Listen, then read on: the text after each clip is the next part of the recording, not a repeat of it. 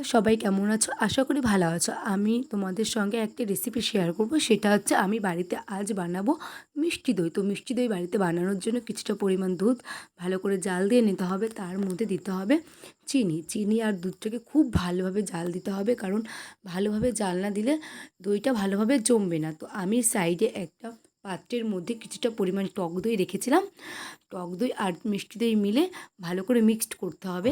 আর টক দই মিষ্টি দই ছাড়া একদমই বাড়িতে দই বানানো যাবে না, সেই জন্য টক দই আর মিষ্টি দই লাগবেই। তো টক দই আর মিষ্টি দই পাশে আমি মিক্সড করে রেখে দিয়েছিলাম। তারপর একটা কড়াইয়ের মধ্যে কিছুটা পরিমাণ চিনি দিয়ে চিনির ক্যারামেল তৈরি করে নিয়েছিলাম, কারণ চিনির ক্যারামেলটা দিলে দইটাই ভালো কালার আসবে। আমি এক্ষেত্রে বিস্কুটের গুঁড়ো বা কোনো কিছু ইউজ করব না। আর একটা হাঁড়ি কিনে নিয়ে এসেছিলাম পালবাড়ি থেকে। হাঁড়িটার মধ্যে ওই মিশ্রণটা দিয়ে খুব ভালোভাবে লাগিয়ে নিতে হবে। আর তোমাদের একটা কথা বলি, হাঁড়ি কিন্তু ধুলে চলবে না, হাঁড়িটা খুব সুন্দরভাবে মুছে নিতে হবে।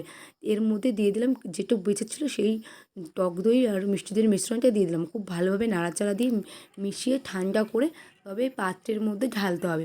ঢেলে পাত্রটাকে এর সঙ্গে সঙ্গে ফ্রিজে দিলে একদম হবে না।